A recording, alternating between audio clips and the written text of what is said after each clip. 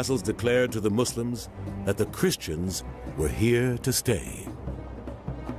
But the Muslims dreamed of fighting back against the Crusaders and returning Jerusalem to their faith. An old Arabic word was being uttered once again. The word for struggle, jihad.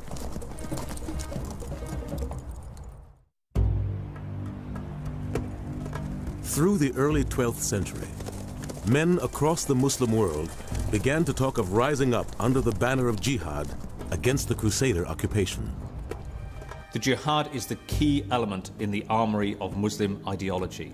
The notion of jihad dated from the time of the Prophet Muhammad in the 7th century, so it's something that's integral to the Islamic faith. It's not something that's invented to sort of counter the crusade. It's there and it's sort of taken off the shelf and deployed against the Crusaders. Imad al-Din Zengi, a Turk, was the ruler of the city of Mosul, now part of modern-day Iraq. Intelligent and ruthless, Zengi was intent on expanding his empire. He would be the first leader to launch a successful jihad against the despised Christian invaders. For him, it was essential that he defeat and move them out of the Muslim heartland. To do this, he had to unite Syria under his leadership. The mighty citadel of Aleppo is one of the oldest Islamic fortress cities in the world. The Knights of the First Crusade had never dared to attack it. Like most of the Muslim world at the time, it was an independent city-state with its own ruler. Zengi set his sights on this fortress as his new power base, a springboard to topple the Crusaders. With his military strength growing, he offered to protect Aleppo from the Christians. In 1128, an agreement was reached, and Zengi took control of the city. With Mosul and Aleppo, he now controlled northern Syria. Before he came to power, we had no one to impose justice, and the presence of the Christians in our land had made the country into a wilderness. And he made it flower again.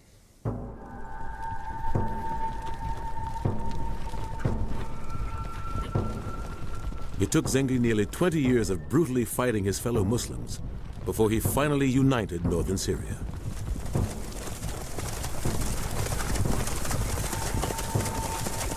His own secretary described him as a lion, some kind of fierce wild cat. I believe the words that he used to describe him were a raging calamity. Zengi was one of those, fortunately, minority of the human race who seemed to have enjoyed causing pain to his fellow human beings. His own troops followed him in terror, it was said, because if he told them not to step on crops on their route of march, and one of them did, he would have him hanged. In 1144, Zengi was now at last ready to let loose his ruthlessness on the crusade. 120 miles from his power base in Aleppo was Edessa, one of the Crusader states. And Zengi had just learned of a golden opportunity to recapture this city. Zengi had always coveted Edessa and looked for a chance to achieve his ambition and take it. Once he heard that the Prince of Edessa was out of the city, it was like a sign from God for him to advance.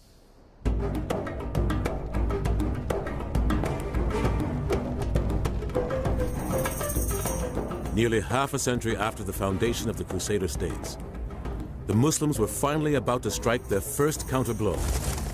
Zengi besieged the city with an army of 30,000 men.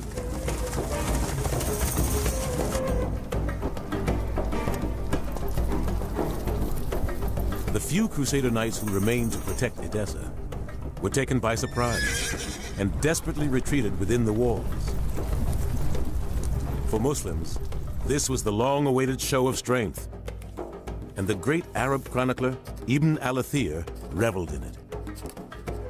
They battered the walls ceaselessly, and nothing interrupted their remorseless struggle. His troops were as numerous as the stars in the sky, and the fields around the city were filled with them. They say that birds dared not fly near.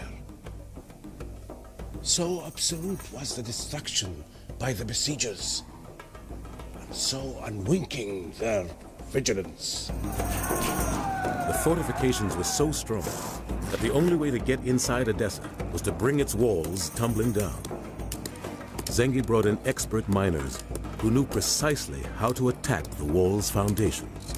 Going over walls is difficult because you get shot at and all the rest of it. But under the city walls there was a natural cave system.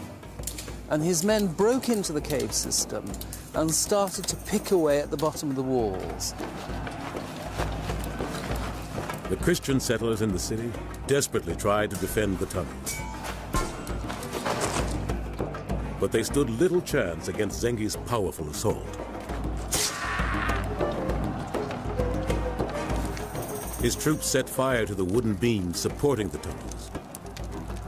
As they burned, the walls above came crashing down.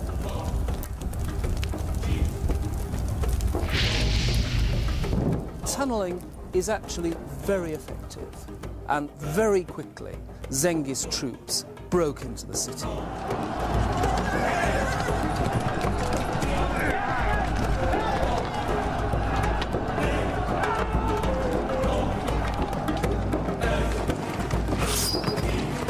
Once inside, the Muslims began to slaughter the Christian inhabitants. Thousands of men and women and children were killed.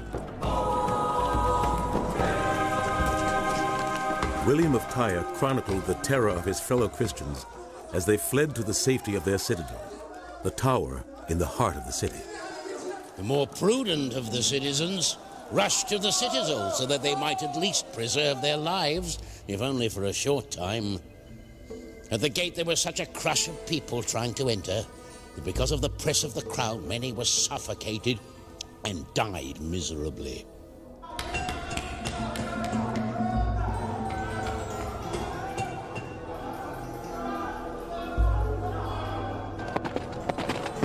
Edessa was now back in the hands of the Muslims, and Zengi, the hero of the Islamic world. The first phase of the jihad, the struggle against the Christian Empire, was won. The taking of Edessa marked an important stage in the taking back of Jerusalem, because what it created was the feeling we can do it. Although Zengi had led his people to victory, he wasn't admired. He remained brutal and feared. He had told one of his slaves that the next morning the slave would be killed for having offended Zengi in some minor way. And the slave, assuming that his life was over anyway, decided to take Zengi with him that night. As the mighty Zengi slumbered amidst his proud army, ringed by his braves with their swords, he perished.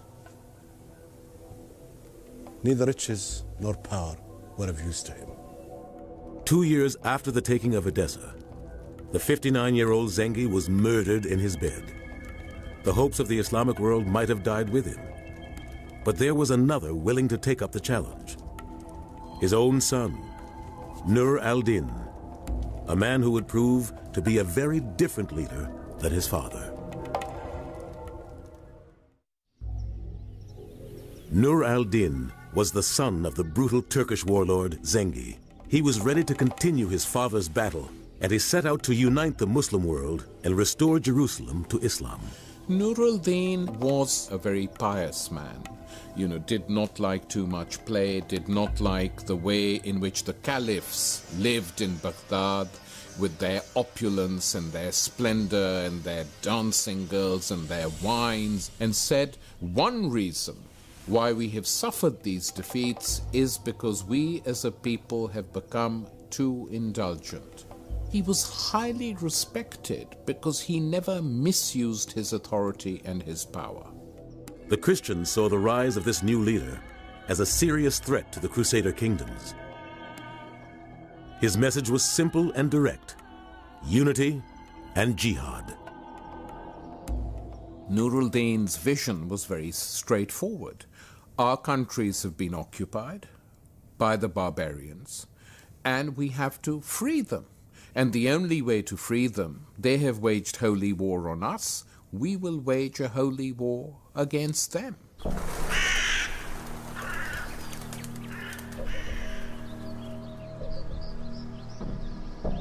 In Europe, word reached the Pope of the fall of Edessa. On December 1st, 1145, Pope Eugenius III was compelled to take drastic action. He called for a second crusade. The Second Crusade was an extraordinarily ambitious scheme. There was an idea of extending the borders of Christianity in every single direction. Christians were terribly confident at this time. They looked upon it as a sort of a rerun of the First Crusade. And a lot of the preaching stresses the idea that the Crusaders should live up to the deeds of their fathers. The call to arms was answered by one of the most powerful men in Europe, King Louis VII of France, and his wealthy wife, Eleanor of Aquitaine. The First Crusade had been led by nobles, counts. Here, the King of France, King Louis VII, took the cross. This was, of course, quite a sort of radical move, the idea of a king leaving his lands for 2 or 3 years, having probably a sort of 1 in 3 chance of dying. It's a dangerous thing. King Louis had a deep Christian faith and was determined to honor the exploits of the First Crusaders by retaking Edessa and then expanding the Crusader kingdoms. But he was a man of very little military experience and not a natural leader.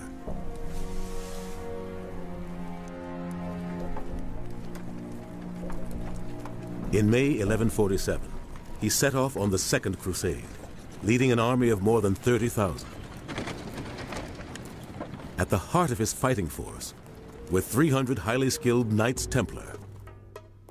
It took Louis's Crusader army nearly 5 months to cross Europe, from France to Asia Minor. The journey took them through the rugged landscape of central Turkey, along this still intact Roman road. The logistical problems of the Second Crusade were pretty frightening because they decided to move inland through the mountains of southeast Anatolia, through this kind of terrain, in winter. Now that's a very bad time of the year to be moving. Very little food in the countryside. We know that they were almost entirely dependent on what they could carry. Many of the roads they were on high mountains like these in the background, narrow terraces, animals are falling off, men desperate to keep the food. But logistical problems weren't the only challenges the Crusaders faced. The route took them through Turkish land, where they were in constant fear of attack by the local Muslim forces. You've got to think, although this is mountainous terrain, there's plenty of open land. Over here, the Turks would be hovering, ready to pounce on any sign of weakness. The strength of the army lies in its compact, tight formation. By now it was winter, and harsh weather conditions caused the Crusaders to lose their tight formation. The heavily armed vanguard became separated from the main body, and the slow wagon train led by Louis and Eleanor was left behind and exposed. It was just the opportunity the Turks needed. Christian historian William of Tyre interpreted what happened next as a punishment from God. In battle array, they fell upon our forces. It was fought at close quarters with the sword and brought death and destruction to the Christians. In punishment for us. For struggle, jihad.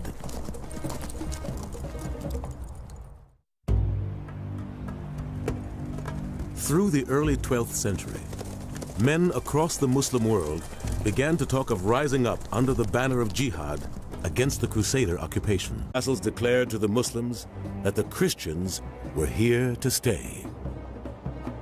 But the Muslims dreamed of fighting back against the Crusaders and returning Jerusalem to their faith. An old Arabic word was being uttered once again, the word invaders.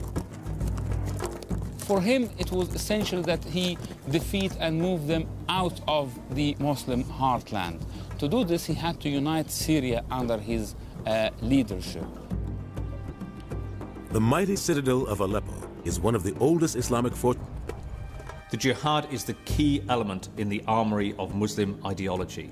The notion of jihad dated from the time of the Prophet Muhammad in the 7th century, so it's something that's integral to the Islamic faith. It's not something that's invented to sort of counter the crusade. It's there and it's sort of taken off the shelf and deployed against the Crusaders.